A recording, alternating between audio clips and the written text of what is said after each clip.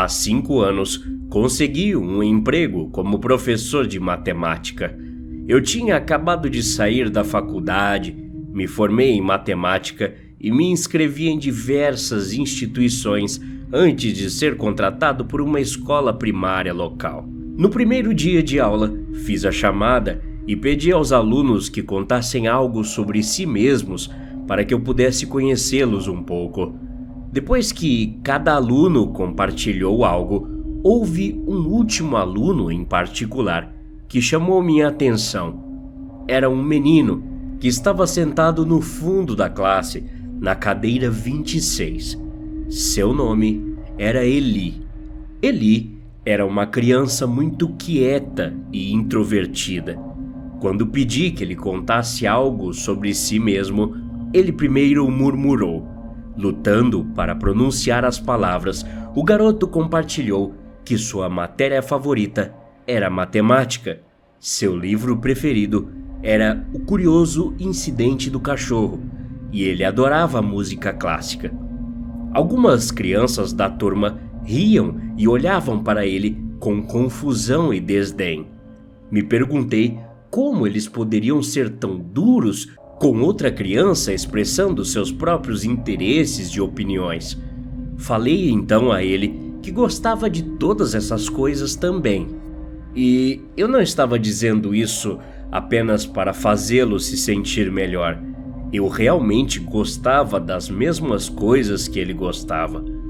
Quando chegou a hora do recreio, todas as crianças saíram para brincar no parquinho.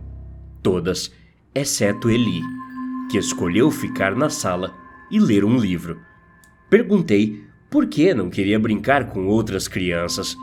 Ele respondeu que as outras crianças não gostavam dele e que ele também não gostava delas, que não tinha amigos e preferia ficar sozinho. O garoto encontrava mais prazer nas páginas de um livro do que nas conversas de seus colegas. Apesar de suas poucas habilidades sociais, ele era uma criança brilhante. Tenho certeza de que ele era um gênio matemático. Isso porque conseguia resolver equações diferenciais como ninguém e até entendia matemática muito além da sua faixa etária. Sua maior fraqueza, no entanto, era contar. Por alguma razão, ele tinha dificuldade em contar de forma completa. Tipo, contar mesmo, sabe? Ele começava com 1, depois 2, depois 3 e então esquecia completamente do resto. Percebi que algumas crianças zombavam de Eli por esse motivo, mas isso me atingiu. Quando eu era criança, as outras crianças zombavam de mim porque eu também tinha dificuldades para contar. Eu entendia perfeitamente como fazer as contas, só nunca consegui contar corretamente em ordem cronológica. As crianças costumavam me intimidar e me chamar de idiota com cérebro grande, idiota inteligente e outros insultos misturados com elogios irônicos. Por isso, fiquei ressentido com eles. Eles sabiam que eu era mais inteligente do que eles e me odiavam por isso. É por isso que, muitas vezes, passei minha juventude sozinho, lendo livros ou tentando melhorar minhas habilidades de contagem. Queria provar a eles que não era tão lento quanto eles pensavam. É por isso que me ofereci para ser professor particular de Eli, depois que todos fossem embora. Não queria que ele se tornasse o solitário ressentido que eu era, e muito menos o garoto solitário do recreio. Eu queria ajudá-lo a melhorar, ajudá-lo a se tornar mais confiante. Achei que, se Eli melhorasse suas habilidades de contar números, suas habilidades sociais também poderiam melhorar. Se suas habilidades sociais melhorassem, imaginei que sua confiança também aumentaria. Sem falar que isso também me ajudaria em minhas habilidades de contar números, pois estava ficando um pouco enferrujado.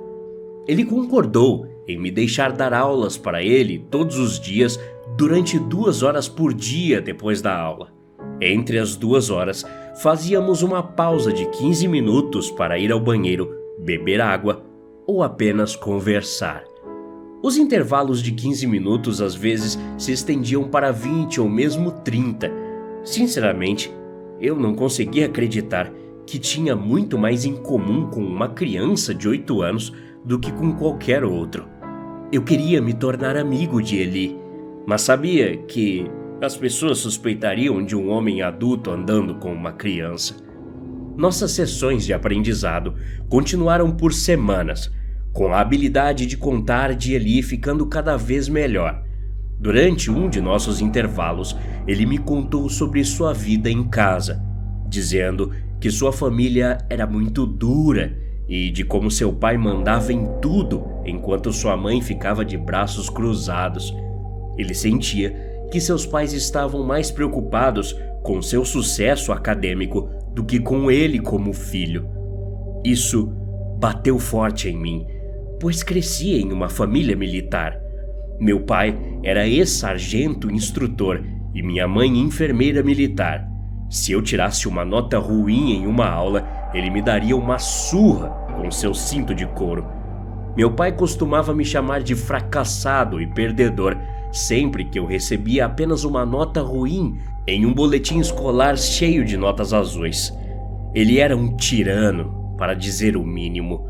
Minha mãe sentava, observava e simplesmente deixava acontecer. Ela nem me confortava depois. Eu não tinha respeito por meu pai e perdi o respeito por minha mãe por não ter feito nada a respeito. Encontrei minha alegria na matemática. Senti que se conseguisse resolver até mesmo as equações matemáticas mais difíceis, poderia resolver meus próprios problemas.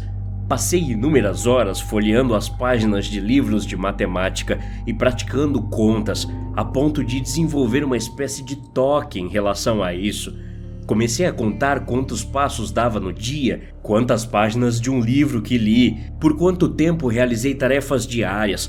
Eu contava até quantas vezes meu pai me bateu. Apesar de tudo, acabei ganhando uma bolsa para estudar em uma universidade e me formei como bacharel em matemática.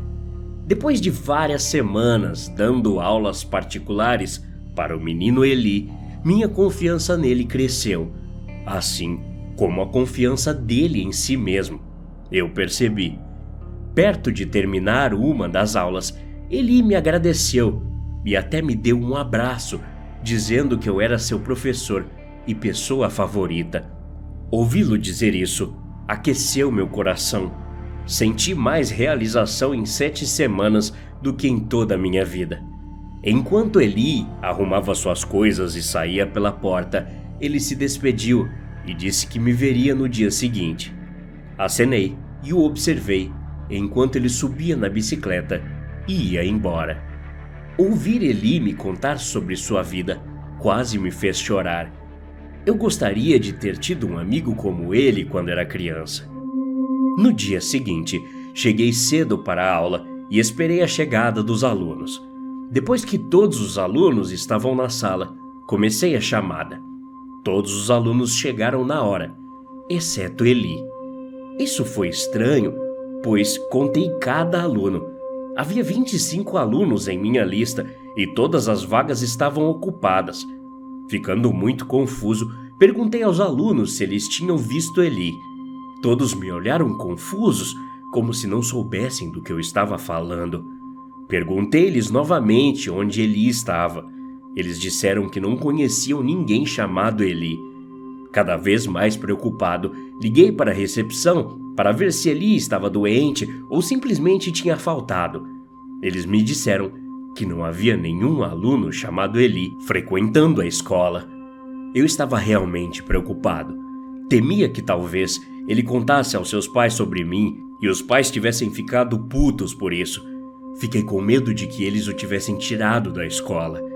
Perto do recreio, fui até a recepção e pedi que verificassem o sistema mais uma vez. Eles não descobriram nada.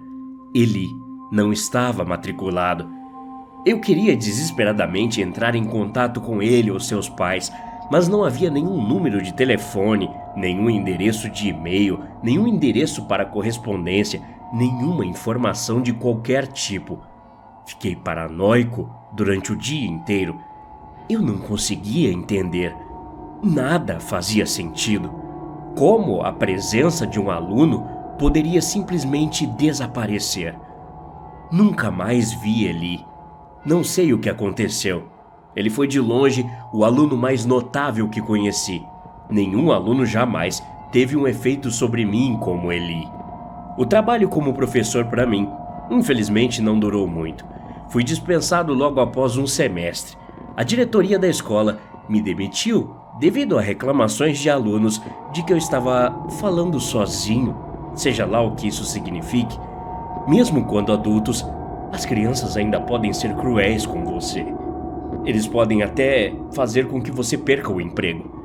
Nos 3 anos que se passaram depois disso, tenho tentado procurar outro emprego de professor onde possa continuar. Em quase todos os empregos que consigo, os alunos reclamam da mesma coisa. Embora eu consiga conhecer pelo menos um aluno com quem me identifico, nunca esquecerei de Eli. Ele era 1 em 1 milhão. Talvez, se e quando eu encontrar um emprego que dê certo, Eli estará lá, sentado no fundo da sala, no assento 26. Até a próxima.